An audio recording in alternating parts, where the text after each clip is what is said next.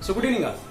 So in this video, we will discuss the terminologies which are related to this communication system. Without knowing these terminologies, it is not at all possible to understand the subject clearly. So the terminologies which are present in this communication system are, the first one is transducer. So transducer is an electronic device which will transform or which will convert one form of energy into another form of energy, which is known as transducer. I will give you one example. For example, your Independence Day speech was going on. Your principal sir is giving speech for hundreds of students. It is not at all possible for him to deliver directly to all the students. He has to use a mic. So directly from his mouth, some signals are coming. These sound signals are mechanical signals, mechanical waves. And it is not at all possible to transfer or to reach each and every student, right? So for that he is using a microphone. So this microphone is going to convert these mechanical waves into electrical waves, right? Just imagine yourself. For example, if your principals are directly transmitting from his mouth, direct electrical signals are coming out, what happened to the first bench students? Otherwise the people who are residing in front of him. Is it clear? So here the mic acts as a transducer. It will transform, it will convert mechanical waves into electrical waves. So a transducer is an element which will transform one form of energy into another form of energy. And the next one is transmitter. So transmitter is an entity which will make a signal ready to transmit. So transmitter section is a section which will ready a signal to move or to make to travel. So transmitter section. Here one thing we need to consider, in some cases a transmitter and a receiver both will be at one end, and a transmitter and a receiver will be at the second end also. For example, you are communicating in a mobile phone, you access a transmitter, at the same time you access a receiver also, because it is a bidirectional one. So we can simply call it as a full duplex communication system. You will get in your engineering part. So duplex system in the sense bidirectional. Both sides information can be transmitted. So full duplex is a systematic arrangement at which you can transmit and you can receive at a time. Okay. So here transmitter, it is going to make a signal ready to travel from one point to another point. And the next one is signal. What is a signal? So the wave or the information which is generated by the source, it will be transformed to another form by the transducer, and the transformed wave we can simply call it as signal. Is it clear?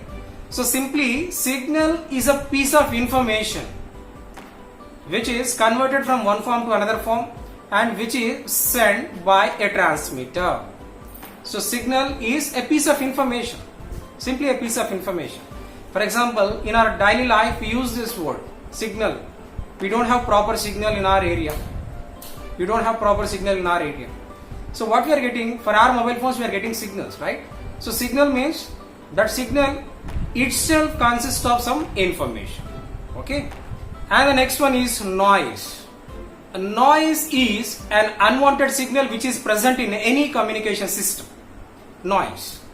So nobody wants this noise, but indigenously in a system noise can be generated. So we are having different forms of noise, white noise, different forms of noises you are going to get in any communication system. So this noise is an unwanted signal. The best example for this one is, for example, a class is going on. The teacher is giving his speech in the class. At the time, some people, they will make some noise, they will give some disturbance. And the students who are having much concentration to listen to the class also, they will be distracted. So the unwanted things which are happening in a communication system, we can simply call it as noise. Next one is amplification and amplifier. So amplification in the sense changing the strength of a signal. Otherwise, improving the strength of a signal, we can simply call it as amplification. So in our houses, we have amplifier. So the use of this amplifier is, we can increase the sound, we can raise the quality of the sound. So what we are doing here, we are simply amplification. One more example for that one is, for example, I have to deliver my speech for 100 students. It is not at all possible to reach each and every person directly when I speak. So by the time what I have to use? I have to use a microphone. That microphone indirectly connected to an amplifier. So that amplifier, it will amplifies, it will raise the strength of my voice. Is it clear? So amplification is a process of improving the strength of a signal. And the next concept is attenuation. So attenuation is a process of decreasing the strength of a signal when it is traveling in a channel. For example, if I say hello, so this hello, it will start from source. Here the source is myself. This hello starts from my mouth and gradually it is going, it is moving in the channel. After a while, the strength of the signal goes down. It will become hello, hello, hello, hello. So like this, the strength of the signal is going to, it will get down, right? So the process of reducing or the process of losing the strength of a signal is called attenuation. And the next one is modulation. What is meant by modulation? So as we discussed it so far, amplification is a process of improving the strength of a signal. So here in this modulation, what we are going to do, we are adding a message signal to a carrier signal.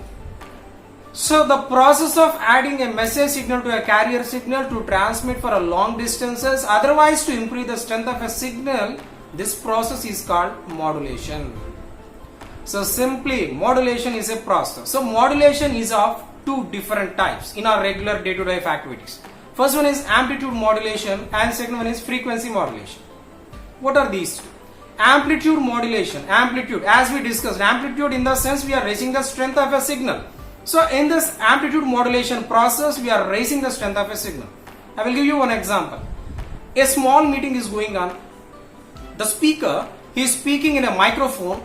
So that microphone is going to influence, that microphone is going to amplify his voice so that that entire auditorium is in a position to listen his voice. First case, what we did here, we did amplitude modulation. So amplification. And the second one is, and it is not at all possible, just imagine yourself if you are residing in the next to that city, you are not in a position to listen his voice, right? Even though that is amplified, even though it is modulated. And second case, what is meant by frequency modulation? So in this case, we are changing the frequency of a signal. We are changing the frequency of a message signal. So just consider radio jockeys, they are also speaking in a microphone. Their signals are also modulated. So we can hear their voice up to several kilometers radius, right? What is happening here? They are doing frequency modulation. In this frequency modulation, they can travel for a very long distances. Just understand the difference. Amplitude modulation, we can raise the strength of a signal, but the range is very less. And second concept is frequency modulation, we are changing the frequency of the signal, we are raising the frequency of a signal so that it can be transmitted for a very long period of time and very long distance also.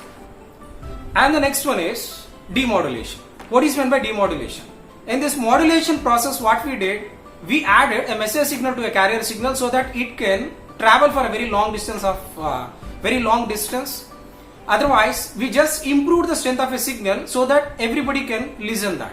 And demodulation is the reverse process. What we are doing here, we are extracting the information from that received signal. So this modulated signal will receive the receiver end, and at the receiver end what we are doing demodulation. Demodulation in the sense we are separating message from the carrier. Okay, so demodulation is a process of extracting the desirable message from a combination of message and carrier. So next one is range. What is range? The maximum distance a signal can travel is its range. For example, without any microphone, I was giving a speech. By the time my voice have certain range, several meters. So hardly it should be 100 meters. After 100 meters, nobody can listen my voice. Nobody, it is not at all audible for those people. Nobody can hear my voice, right? So here my voice range is several meters. Okay. So range can be represented as, otherwise range can be explained in this way. So range is the maximum distance a message can travel. So that maximum distance we can simply call it as range. So this range is going to vary. And the next one is receiver. So receiver is also one of the element in a communication system. The duty of this receiver is it has to receive the signal which is sent by the transmitter and which travel through the channel. So at the receiver end, the demodulation process is going to be happen so that the message can be separated from the carrier. So a receiver, the name itself represents a receiving. What it receiving? It receiving the message which is transmitted by the transmitter. Okay. And the last and important element of the communication system is a repeater. So repeater is a combination of transmitter and receiver. So when we are doing long distance information exchange, otherwise when we are doing long distance communication, by the time it is not at all possible for a single transmitter to transmit the signal to the receiver end. Okay. While the signal is moving through a channel, there will be lot of disturbance. Because of the noise, the strength of the signal is going down. So at the time, there will be lot of loss in the desirable message signal. So that this repeater, every time when the signal is traveling through the channel, this repeater will receive the signal and it can demodulate it. Again it will reproduce and again it will modulate the signal and it can send to the next repeater. So that if the distance is more and more, the number of repeaters are going to increase. I will give you a simple example. For example, a class is going on. The last bench student, he has an emergency. He just want to talk to the person who is residing in the very first bench. By the time what he has to do, he has to write a message on the slip. He will give the slip to the person who is residing just in front of him. He will read the message and he will know it has to pass to the first bench student, so that he will give to the person who is residing just in front of him. Again he will read the message.